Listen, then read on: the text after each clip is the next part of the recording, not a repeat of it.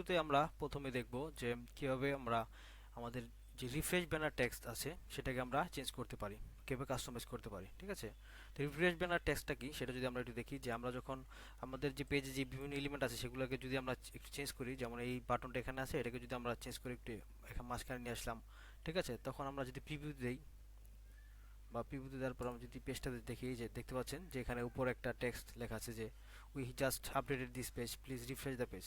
এটাকে বলা হয় রিফ্রেশ ব্যানার টেক্সট। ঠিক আছে, এখন এই যে টেক্সটটা এটা আমরা চাইলে নিজেদের মতো করে কাস্টমাইজ করতে পারি এবং আপডেট করতে পারি।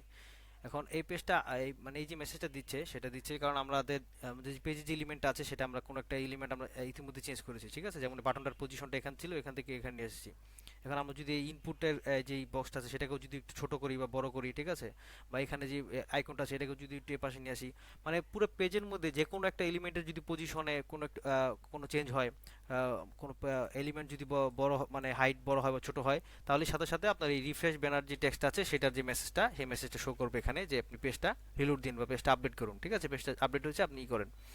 তো এখন এই জিনিসটা আমরা যখন আমাদের যেই ওয়েব অ্যাপ্লিকেশনটা যখন কাজ শেষ হয়ে যাবে, আমরা যখন লাইভে ডিপ্লয় করব, তখন এই মেসেজটা আমাদের ইউজারও দেখতে পাবেন। ঠিক আছে, তো এখন এরকম যদি একটা মেসেজ দিয়ে রাখি তাহলে সেটা হয়তো বা দেখতে খুব একটা ভালো লাগবে না। তো এই মেসেজটা যদি আমরা নিজেদের মতো করে একটু কাস্টমাইজ করে দিই তাহলে সেটা ইউজারদের জন্য দেখতে এবং বুঝতে সুবিধা হবে।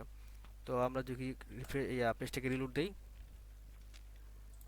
এই যে দেখতে পাচ্ছেন পেজটা রিলোড দেওয়ার সাথে সাথে চলে গেছে। হ্যাঁ, এখন আমরা যদি আবার একটু চেঞ্জ করি, এই যে এটাকে আবার এখানে নিয়ে আসলাম, এই যে আবার নিয়ে আসছি, এই যে দেখতে পাচ্ছেন চলে এসেছে রিফ্রেশ বানা টেক্সটটা। ঠিক আছে, তো এখন আমরা আবার রিল দিচ্ছি, ওকে চলে যাচ্ছে।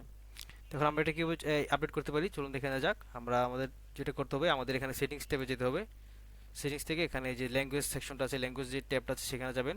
সেখানে গিয়ে এখানে আপনি আস্তে আস্তে নিচে আসতে থাকবেন। ঠিক আছে, নিচে আসার পরে এখানে দেখবেন যে রিফ্রেশ, এখানে লেখা আছে যে রিফ্রেশড, এই যে when the app has been updated the user should refresh. ঠিক আছে, এখানে একটা পেজ মেসেজ আছে, সিলেক্ট করে দেখতে পাচ্ছেন এই যে রিফ্রেশ নামে। তো এটা এখানে যে মেসেজটা আছে, এই যে মেসেজটা আসলে এখানে শো করতেছিল। ঠিক আছে, আমি আপনাদেরকে যদি একটু আবারও দেখাই তাহলে একটু বুঝতে সুবিধা হবে আপনাদের।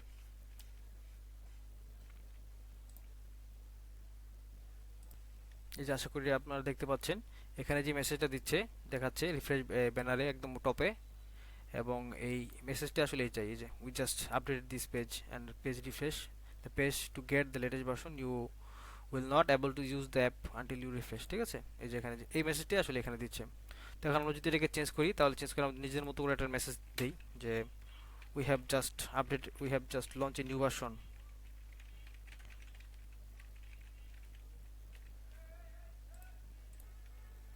ওকে, আমরা এখন আমাদের নিজেদের মতো করে কাস্টমাইজ একটা মেসেজ লিখে ফেলেছি।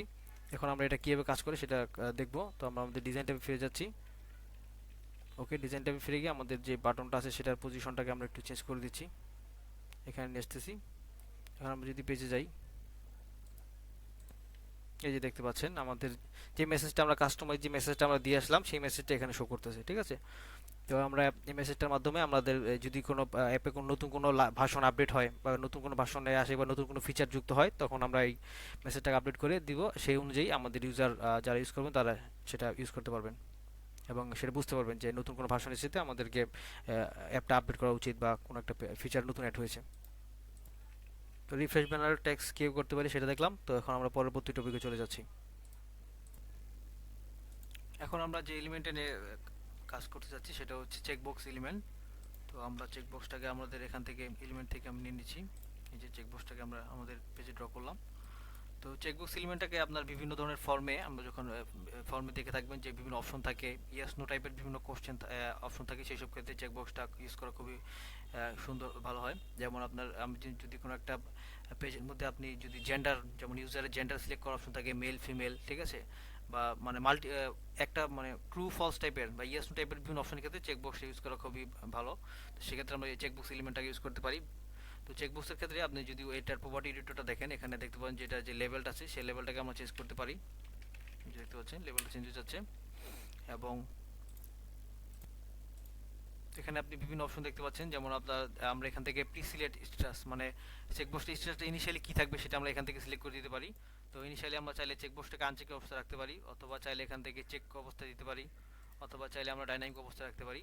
তো এখন যখন আমরা ডাইনামিক অবস্থা রাখবো তখন এটা একটা ডাইনামিক স্ট্যাটাস সেট করতে হবে। ঠিক আছে, তো এখান থেকে আমরা চাইলে যে কারেন্ট ইউজার, ঠিক আছে, আমাদের যে কারেন্ট ইউজার আছে সেটার জন্য আমরা একটা নতুন একটা প্রপার্টি অ্যাড করেছিলাম যে লগ ইন কিনা, সেটা আমরা সেট করে দিচ্ছি, ঠিক আছে। তো এখন আমরা যদি প্রিভিউ দেই, এই যে দেখতে পাচ্ছেন প্রিভিউতে আমাদের যে চেকবক্সটা সেটা চলে এসেছে। আমরা এখান থেকে চাইলে এটাকে চেক করতে পারি বা আনচেক করতে পারি, দেখতে পাচ্ছেন আপনারা। এবং এটার যে প্রপার্টি এডিটর আছে সেখানে আরও কিছু অপশন আছে, যেমন এই চেকবক্সটাকে সবসময় চেক থাকবে কিনা সেটা আমরা চাইলে এখান থেকে এই করতে পারি, অপশনটাকে সিলেক্ট করতে পারি, অথবা এই ইনপুটটাকে আমরা ডিসেবল করে দিতে পারি, ঠিক আছে। এবং আমরা স্টাইলিংয়ের যে বিষয়গুলো আছে সেগুলো আমরা চাইলে ফন্ট কালার, তারপরে আপনার ফন্ট উইথ, ঠিক আছে, এই জিনিসগুলো আমরা নিজের মতো করে কাস্টমাইজ করে নিতে পারি। একটা চেকবক্সের যেই স্টেটটা আছে যে সেটা কি চেক কিনা বা আনচেক কিনা সেটার উপর বেস করে আমরা যখন আমরা যে ওয়ার্ক ফ্লো রান করি তখন সেই চেকবক্সের উপর এই যে সিলেক্টেড স্ট্যাটাসটা আছে, মানে সেটা কি চেক আছে কিনা আনচেক আছে কিনা সেটার উপর বেস করে আমরা একটা কোনো ওয়ার্ক ফ্লোকে ট্রিগার করতে পারি, যখন আমরা যে ওয়ার্ক ফ্লোদের মধ্যে কোনো আমরা যখন অ্যাকশন ট্রিগার করি আর কি, ঠিক আছে। তো চলুন সেটা কীভাবে করা যায় দেখে না যাক। আমাদের যে চেকবক্সটা আছে সেটার যে স্টেটটা আছে, মানে সেটা চেক আছে কিনা বা আনচেক আছে কিনা সেটার এই সেটার যে স্টেটটা আছে সেই চেক বা আনচেকের উপর বেস করে আমরা কোনো একটা ওয়ার্কফ্লোতে আমাদের এটাকে একটা মানে কন্ডিশনের উপর বেস করে আমরা কোনো একটা অ্যাকশনকেও রান করাতে পারি, ঠিক আছে। তো সেটা কি করতে পারি, যেমন ধরা যাক আমাদের এখানে চেকবক্সটা আছে, এখন আমরা এখানে একটা বাটন নিয়ে আসছি, ঠিক আছে। এখন আমরা চাচ্ছি যে যখন আমরা এই চেকবক্সটা চেক থাকবে এবং যখন বাটনটাতে ক্লিক হবে তখনই শুধুমাত্র এই একটা অ্যালার্ট নিয়ে আসলাম, সেই অ্যালার্টটা শো করবে, ঠিক আছে। তো অ্যালার্টটার নেক্সট টাইম চেক করতেছি, চেঞ্জ করে দিচ্ছি একটু, দুঃখিত, এখানে আমি অ্যালার্টের মেসেজটা চেঞ্জ করে দিচ্ছি। আচ্ছা, তো এখন এই বাটনটাতে ক্লিক এই চেক, যদি এই চেকবক্সটা চেক থাকে এবং বাটনটাতে ক্লিক করে তখনই শুধুমাত্র অ্যালার্টটা শো করবে, ঠিক আছে, এছাড়া শো করবে না। এটা যদি আনচেক থাকে বাটনটাতে ক্লিক করলে অ্যালার্টটা শো করবে না, ঠিক আছে। এরকম একটা ওয়ার্কফ্লো আমরা অ্যাড করতে যাচ্ছি, মানে ওই চেকবক্সের স্টেটের উপর বেস করে, ঠিক আছে। তো এটা আমরা কীভাবে করতে পারি, আমরা যে বাটনটা আছে সেটার ওয়ার্কফ্লোতে যাই, এই যে ওয়ার্কফ্লোতে গেলাম।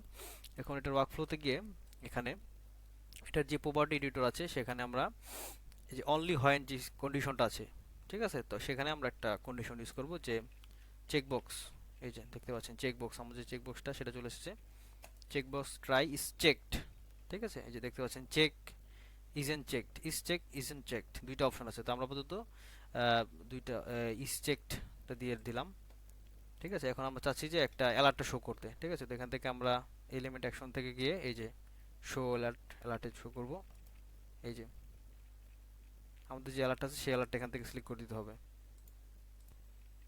তো আমাদের যে অ্যালার্ট আছে সেখান থেকে এখানে আমরা চেক করে দিলাম, সেট সেট মানে সিলেক্ট করে দিলাম, ঠিক আছে। তো ওকে, মেসেজ যেটা আছে সেটাই থাকবে। তো আমরা এখন যদি আমাদের যে ওয়ার্কফ্লোটা আছে সেটাকে প্রিভিউ করি তাহলে দেখতে পাবো, প্রিভিউতে যাচ্ছি আমরা, এই যে আমরা এখন প্রিভিউতে চলে এসেছি, দেখতে পাচ্ছেন। তো আমরা এখন আগে ইনিশিয়ালি বাটনটাতে যদি ক্লিক করি, এই যে দেখতে পাচ্ছেন বাটনটাতে ক্লিক করতেছি কিন্তু অ্যালার্টটা শো করতেছে না, ঠিক আছে। কিন্তু আমরা যখন এই চেকবক্সটাকে চেক করলাম, এখন যদি বাটনটাতে ক্লিক করি, এই যে দেখতে পাচ্ছেন অ্যালার্টটা শো করতেছে, ঠিক আছে। আবার যদি এটাকে আনচেক করে দিই এবং এখন যদি এটাতে ক্লিক করি, এই যে শো করতেছে না। এবং এটা কীভাবে কাজ করতেছে সেটা যদি আপনারা দেখতে চান তাহলে যে এখান থেকে যে ডিবাগার আছে সেটাতে আমরা স্টেপ বাই স্টেপ এটাতে ক্লিক করতে পারেন এবং এভাবে আপনারা এটা স্টেপটা কীভাবে হচ্ছে সেটা দেখতে পারেন, ঠিক আছে। রান নেক্সটে দিবেন, পরবর্তী স্টেপটা শো করবে। যদি চেক অবস্থায় একবার ডিবাগারে চেক করি যে কীভাবে কাজটা হচ্ছে সেটা আমরা দেখতে পাবো, এই যে দেখতে পাচ্ছেন এই যে অ্যালার্টটা শো করেছে।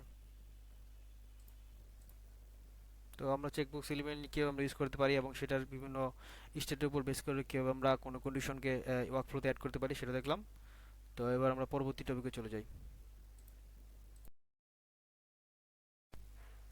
ফিচারটা নিয়ে দেখবো সেটা হচ্ছে কীভাবে আমরা কোনো একটা সার্চের উপরে কনস্ট্যান্ট ইউজ করতে পারি, ঠিক আছে। এবার আমরা সার্চ কনস্ট্যান্ট ইউজ করতে পারি। তো আমরা এখানে যে আমাদের যে একটা রিপিটিং গ্রুপ নিয়ে আমরা আগে দেখেছিলাম যে রিপিটিং গ্রুপের মাধ্যমে আমরা আমাদের প্রোডাক্টগুলোকে শো করেছিলাম আমাদের ডেটা টাইপের মধ্যে। যেমন আমি যদি একটু প্রিভিউতে যাই এখান থেকে, এই যে দেখতে পাচ্ছেন এই রিপিটিং গ্রুপের মাধ্যমে আমাদের যে ডেটার মধ্যে যেই প্রোডাক্টগুলো আছে সেগুলো সব শো করতেছে, ঠিক আছে। এই যে দেখতে পাচ্ছেন এখানে আমাদের ডেটা টাইপের মধ্যে আমাদের এখানে 4টা প্রোডাক্ট আছে, ঠিক আছে। তো এগুলোকে আমরা রিপিটিং গ্রুপের মাধ্যমে শো করতেছিলাম, ঠিক আছে। তো এখন আমাদের যে রিপিটিং গ্রুপটাকে আমরা যখন শো করতেছিলাম সেটার যেই প্রপার্টি এডিটরটা আছে সেখানে এখানে আমরা ডেটা সোর্স হিসেবে আমরা সার্চ করেছিলাম, do a search expression use করেছিলাম। ঠিক আছে, আপনারা যদি আগের যে ভিডিওটা আছে রিপিটিং গ্রুপের যে ভিডিওটা আছে সেখানে আপনারা যদি দেখবেন, সেখানে আমরা সার্চ কনস্ট্যান্ট কিভাবে ইউজ করতে হয় সেটা নিয়ে আমরা কাজ করেছিলাম।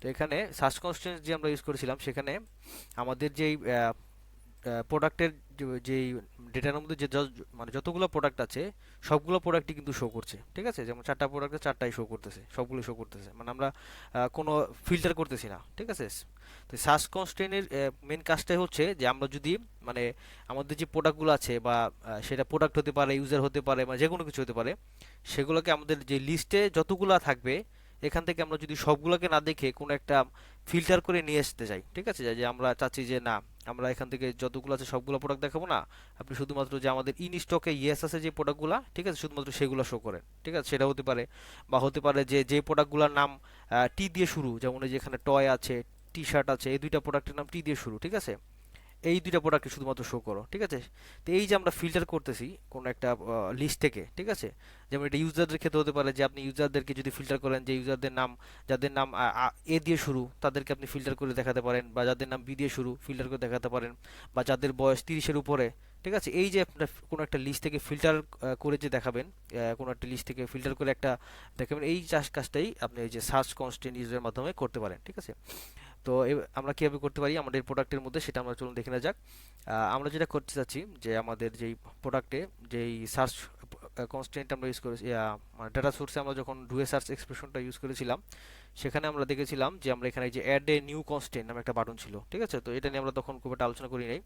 তো এখন আমরা কি করতে যাচ্ছি, একটা কনস্ট্যান্ট ইউজ করতে যাচ্ছি, মানে ফিল্টার করতে যাচ্ছি প্রোডাক্টগুলোকে। তো এটার জন্য আমরা কি করছি, আমরা এখানে বাটনটাতে ক্লিক করছি, এবং ক্লিক করার পর এখানে দেখতে পাচ্ছি যে অপশন আছে ক্লিক করা। এখানে আমরা চাচ্ছি যে যে প্রোডাক্টগুলো আছে, ঠিক আছে, যেগুলোর নেমগুলো আমরা টি দিয়ে শুরু হবে, সেগুলোকে আমরা আগে শো করাবো।